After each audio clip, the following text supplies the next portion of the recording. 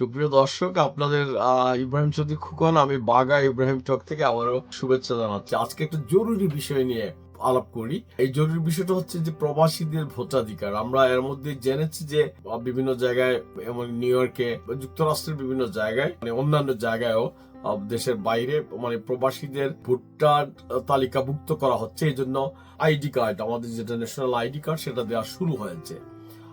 এটা খুবই ভালো খবর যে আমরা দীর্ঘদিন থেকে প্রবাসীরা আজকে দেশের বাইরে প্রায় মানে বলা হয় সঠিক হিসাব তো কারো কাছে নাই, বলা হয় 1.5 কোটি 2 কোটি মানুষ দেশের বাইরে আছেন। এবং বাংলাদেশের প্রবাসীরা বিভিন্নভাবে কর্ম উপলক্ষে যারা দেশের বাইরে কাজের জন্য মধ্যপ্রাচ্যে বিশাল প্রবাসী গোষ্ঠী যারা কার্যত দেশের মানুষ কাজ করতে গেছেন আবার দেশে ফিরে আসেন, আর তাদের ভোটাধিকার নেই, তারা ভোট দিতে পারেন না, তারা জনপ্রতিনিধি নির্বাচনে তাদের কোনো অবস্থা থাকে না। একইভাবে পশ্চিমের দেশে যারা ইমিগ্রেট হয়েছেন অনেকেই একেবারেই পাত্তারি ঘুটিয়ে যে বিদেশে চলে আসছেন এমন না, অনেকেই আবার তার দেশের খোঁজখবর রাখেন। এমনকি আমরা যারা আমেরিকা থাকি, প্রথম প্রজন্মের প্রবাসী, আমরা জানি না অনেকেই যে আমাদের পরবর্তী প্রজন্ম দেশ নিয়ে, বাংলাদেশ নিয়ে কি ভাববে। আমাদের চেষ্টা, আমাদের প্রত্যাশা যে তারাও যেন শেকড়ের সাথে সম্পর্ক থাকবে। কিন্তু আমরা দেশ বলতে তো আমাদের দেশকেই বুঝি, বাংলাদেশকেই বুঝি, এবং বাংলাদেশের সব বিষয়ে আমরা কথা বলি, নাক গলাই, কিন্তু আমরা ভোট দিতে পারি না। তো এই প্রবাসীদের ভোটাধিকারের ব্যাপারটা দীর্ঘদিন থেকে আলাপ করা হচ্ছিল। এবং আজকের এই গ্লোবাল পৃথিবীতে, ছোট্ট পৃথিবী, প্রবাসের থেকে অনেকেই রাজনৈতিক ক্ষেত্রেও বাংলাদেশে ভূমিকা রাখতে চান, নির্বাচনে দাঁড়াতে চান। তো তার ভোটাধিকারই নাই, নির্বাচনে দাঁড়াবেন কেমনে? তখন অনেকেই জাল জালিয়াতি করে, তার তথ্য গোপন করে, আমেরিকার পাসপোর্ট হাইড করে দেশে মন্ত্রী হন, দেশে এমপি হয়েছেন। এবং সেক্ষেত্রে বলা হয় যে আমি আমেরিকার পাসপোর্ট সারেন্ডার করেছি।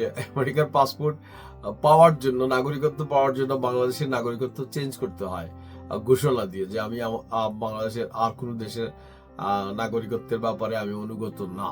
এবং আপনি যদি এই শপথ ভেঙে আবার আরেকটা নাগরিকত্ব গ্রহণ করেন, এক জিনিস। আর আপনি পাসপোর্টটা হচ্ছে ট্রাভেল ডকুমেন্ট, আপনি পাসপোর্ট জমা দেওয়ার একটা রসিদ বাংলাদেশে উপস্থাপন করলেন যে আমি আমেরিকার পাসপোর্ট জমা দিয়ে আসছি, এটা যথেষ্ট না। এটা ডিন্যাচারালাইজেশন প্রসেসে আপনাকে আমেরিকার নাগরিকত্ব ত্যাগ করতে হয়, একটা ঘোষণার মধ্য দিয়ে সেটা হয় না। এবং এটাও একটা প্রক্রিয়া, একটা প্রসেস। তো এসব কেউ করে না। তো আমাদের যারা জনপ্রতিনিধি হন বা সরকারের গুরুত্বপূর্ণ পদে যারা কাজ করেছেন বিগত দিনে বা সাম্প্রতিক সময়ে, তারা এটা একটা জালিয়াতির আশ্রয় নিয়েছেন এবং অনৈতিক কাজ করেছেন। এবং অনৈতিকতা দিয়ে যে কাজের শুরু, সে সময় মানুষের কাছ থেকে তো ভালো কিছু আশা করা যায় না। এবং অনেক সময় নৈতিকতা, অনৈতিকতা এই ব্যক্তির থেকেই শুরু হয়। তো আমরা যদি সহজ করে বলতে পারতাম যে আমাদের দেশ থেকে চলে যাওয়ার পর কোন প্রবাসীরা কিভাবে দেশের কাজে সংযুক্ত হতে পারবেন, ভোট দিতে পারবেন। আমাদের 72 সংবিধানে ভোট কারা দিতে পারবেন, কারা ভোট দিয়ে জনপ্রতিনিধি নির্বাচন করবেন, এটা সংবিধান দ্বারা নির্ধারিত। আমাদের সংবিধানে প্রবাসীরা যে ভোট দিতে পারবেন না এই ধরনের কোনো আইন নাই। কিন্তু আমাদের প্রবাসীদের কখনো ভোটের ব্যবস্থা করা হয় না। ভোটের এই যে ব্যবস্থা করা হবে, এটা হচ্ছে যে মানে আমাদের আরপিও, যেটা representation of the people order, এই নির্বাচন কমিশন এটা আরপিও ঠিক করে থাকে। তো 72 সালের যে আরপিও ঠিক করা হয়েছিল, সেখানে প্রবাসীদের ডাক যুগে ভোট নেওয়ার একটা কথা বলা হলেও বাংলাদেশের ইতিহাসে কখনো প্রবাসীদের ডাক যুগে কোনো ভোট নেওয়া হয় নাই। কিন্তু তখন হয়তো প্রবাসীরা খুব বেশি ছিলেন না, যারাও ছিলেন তাদের কণ্ঠ হয়তো দুর্বল ছিল, সরকার গা করে না। এখন দিনে দিনে অনেক বেলা বেড়েছে। এখন ঢাকার যে রাজনৈতিক তৎপরতা, এর চেয়ে বেশি রাজনৈতিক বাংলাদেশের রাজনীতি নিয়ে বেশি তৎপরতা নিউ ইয়র্কে হয়, লন্ডনে হয়। তো প্রবাসীরা স্বভাবতই ভোটাধিকার চান। তো এই ভোটাধিকার চান এবং ভোটাধিকার করার জন্য বর্তমান সরকার একটা পদক্ষেপ নিয়েছেন। এর মধ্যেই নিউ ইয়র্কে আমাদের যে জাতীয় পরিচয় পত্র, এটা দেওয়ার কাজ শুরু হয়েছে। খুবই ভালো কথা। এই জাতীয় পরিচয়ের মাধ্যমে কি ভোট দেয়া যাবে? ডাক যুগে ভোট দেওয়া যাবে। নির্বাচন কমিশনের সেক্রেটারি সাহেব গত সপ্তাহে আসছিলেন এখানে একটা সংবাদ মাধ্যমকে, তিনি বলেছেন। কিন্তু এখানে বেশ কিছু ফাঁক ফুকর আছে। আমি এই বিষয়টা একটু পরিষ্কার হতে চাই। এখানে তার বক্তব্য থেকে বলা হয়েছে যে যারা এই এনআইডি কার্ড এখান থেকে করবেন তারা ভোট দিতে পারবেন। ভোটার তালিকায় তাদের প্রবাসী হিসাবে তালিকাভুক্ত করা হবে এবং আপনার ঠিকানা নির্ধারণ করা হবে। তো প্রবাসী হিসাবে যখন আপনার নামটা, আমাদের নামটা যখন তালিকাভুক্ত হবে, আমি দেশে গিয়ে আর ভোট দিতে পারবো না। This is this is clear, আমাকে ডাক যুগে ভোট দিতে হবে। এখন আপনি প্রবাসী হিসাবে অলরেডি তালিকাভুক্ত হয়ে গেলেন, আপনি বাংলাদেশের যে ডাটাবেস আছে সেখানে আপনার সমস্ত তথ্য, আপনার প্রবাসের যে ঠিকানা আছে এবং যে ঠিকানা দিবেন এটা পরিবর্তন করা যাবে না, এবং সেই ঠিকানা অনুযায়ী আপনি কেবলমাত্র ডাক যুগেই ভোট দিতে পারবেন। তাইলে কি প্রবাসীরা নির্বাচনে শুধু ভোট দিতে পারবেন ডাক যুগে, তারা নির্বাচনে দাঁড়াতে পারবেন না? দাঁড়ালে এই ব্যবস্থাটা কি? এটা তো ওই নির্বাচন কমিশনের আরপিও, কিন্তু আরপিও তো পরিবর্তন করা তো যায় না, নির্বাচন কমিশনের দায়িত্ব নাই। ওনারা ড্রাফট করতে পারেন আমাদের সংবিধানের মানে সম্ভবত অনুচ্ছেদটা 122 অনুচ্ছেদ মনে হয়, সেই অনুচ্ছেদে আমাদের ভোটার কারা তারা সেটা বলা হয়েছে, এবং আমাদের আরপিও সংশোধন করার কথা কিন্তু নির্বাচন কমিশনের দায়িত্ব নাই। আরপিও অনুযায়ী আপনার মানে ভোটার তালিকা হবে, সেই আরপিও সংশোধন করার তো এখতিয়ার বর্তমান নির্বাচন কমিশনের নাই। এটা সংবিধান সংশোধন করে করতে হবে। এটা এখন এই মুহূর্তে যদি আমরা সরকার যে তৎপরতা শুরু করেছেন এর মধ্যে আমরা আইডি কার্ড দিচ্ছি, এবং এই এনআইডি কার্ডটা কি আমার মানে আমি যখন পাবো আমেরিকা থেকে, আমরা আগে যারা ডুয়েল ন্যাশনালিটির জন্য আমাদের দ্বৈত নাগরিকত্বের জন্য আবেদন করলে আমরা মানে মাসের পর মাস, কেউ কেউ বছরের পর বছর অপেক্ষা করতে হতো। তো আমরা কি মানে এটা লাগবে না, আমাদের দ্বৈত নাগরিকত্বের দরকার নেই, আমি তো একবার নাগরিকত্ব ছাড়ছি। এখন আমাকে শুধুমাত্র আরো কিছু কাগজপত্র চেয়ে আমার বাড়ির ঠিকানা, আমার মা বাবার পরিচয় সব তথ্য নেওয়ার পর, আমার ছবি নেওয়ার পর আমাকে একটা এনআইডি দিয়ে দেওয়া হচ্ছে। এই এনআইডি কি আমার বাংলাদেশের যে দ্বৈত নাগরিকত্বের মর্যাদাটা দেয় কিনা, এই প্রশ্নটা আমাদের অনেকেই আমাকে প্রশ্ন করেছেন, আমি ঠিক উত্তর দিতে পারি নাই, যেহেতু এই বিষয়ের পুরো আইনটা বা বিধিমালাটা কি আমার জানা নাই বা আমাদের দেখার সুযোগ হয় নাই।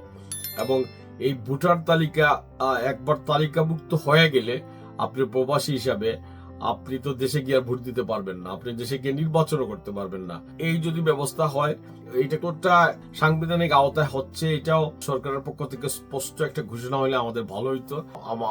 আমাদের জানা মতে মানে সংবিধান সংশোধনের মাধ্যমে বা এখনকার যে নির্বাচন কমিশন তারা যদি একটা ড্রাফট করেও থাকেন, এই ড্রাফটটা মানে আমাদের সংসদে পাশ করতে হবে, এবং এই সংশোধন অনুপস্থিতিতে নতুন আরপিও কেমনে হবে? এবং তাইলে কি রাজনৈতিক সমঝোতায় এটা হচ্ছে? এই রাজনৈতিক সমঝোতাটা হলেও এটা স্পষ্টভাবে একটা ঘোষণা দরকার যে এই ব্যাপারে একটা রাজনৈতিক সমঝোতা হয়েছে, তারা আগামী পার্লামেন্টে এটাকে আইন হিসাবে বা এই আরপিও কে অনুমোদন করা হবে। এই স্পষ্ট অঙ্গীকার থাকলে আমাদের প্রবাসীদের জন্য সুবিধা হতো। দলমত নির্বিশেষে আমরা সবাই চিন্তা করতে পারতাম যে আমাদের একটা মর্যাদা দেওয়া হয়েছে, এবং সেখানে নির্বাচনের সময় ভোট দেওয়ার জন্য আমাকে আমেরিকায় থাকতে হবে, যে এখান থেকে আমি ডাক যুগে ভোট দেবো, আমি দেশে চলে গেলে আমার ভোট দিতে পারবো না। এইসব বিষয়ে সুরাহার অন্য কোনো পথ আছে কিনা এইসব আলাপ আলোচনা করে যদি করা হতো, এই জন্য এটা পার্লামেন্টে আলোচনা করেই যদি করা হতো তাইলে ভালো হতো। কিন্তু এখন যে করা হচ্ছে এটাও এই ভোটার তালিকা কতদিন টিকে থাকবে বা কতটা এরপরে এটা কি বৈধতা চ্যালেঞ্জ করা হবে, বিকজ আপনার ভোটাধিকার এটা নির্ধারিত কনস্টিটিউশন দ্বারা। এই কনস্টিটিউশনকে চ্যালেঞ্জ করে যদি পরে চ্যালেঞ্জ করা হয়, এবং এখন জুলাই সনদ এইগুলো সমঝোতা এসব নিয়ে আমরা আলোচনা শুনতেছি, কিন্তু কোনো আলোচনাই তো ফাইনাল হয় নাই। সো এই পর্যায়ে মানে আমাদের কাছে ইতিমধ্যে যুক্তরাষ্ট্রে ওয়াশিংটন, নিউ ইয়র্ক সহ সর্বত্রই ভোটার তালিকায় বেশ উৎসাহের সাথে লোকজন নাম যুক্ত করার জন্য তারা ফর্ম ফিল আপ করতেছেন, হাজার হাজার শত শত প্রবাসীরা।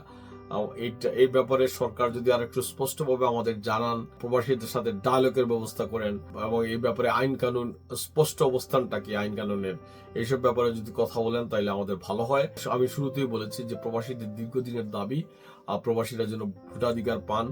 আমাদের যে দেশ আমরা মনে করি বাংলাদেশ, আমরা আমাদের চিন্তায় আমাদের ভালোবাসায় ধারণ করি, সেই দেশের ভালো মন্দের অংশীদার আমরা যেন থাকতে পারি, প্রবাসীদের যেন দূরে ঠেলে দেওয়া না হয়। এবং পশ্চিমের প্রবাসীরা ছাড়াও বাংলাদেশের যে সমস্ত প্রবাসীরা মাথার ঘাম পায়ে ফেলে তাদের জীবন বাজি রেখে প্রবাসে দিন যাপন করেন, শুধু প্রবাসী হওয়ার কারণে তাকে ভোটাধিকার থেকে বঞ্চিত করা, এটাও এটা বিরাট ঘটনা। তো এইসব ব্যাপারে একটা সুরাহা হবে, এবং যাতে ভবিষ্যতে এইসব নিয়ে কোনো জটিলতা না হয়, আমি এটাই আশা করব। এই ব্যাপারে হয়তো আরো দীর্ঘ কথা বলবো, আরো জানার চেষ্টা করব কি হচ্ছে। সেই পর্যন্তই আজকে বাঘা ইব্রাহিম টক থেকে আপনাদের শুভেচ্ছা, আপনাদের ভালোবাসা জানাচ্ছি। আমরা আরেকদিন অন্য বিষয় নিয়ে কথা বলবো। সো আমার চ্যানেলটা শেয়ার করবেন, লাইক দিবেন এবং আমার সাথেই থাকবেন। সবাইকে শুভেচ্ছা। Subscribe now and press the bell icon. Never miss an update.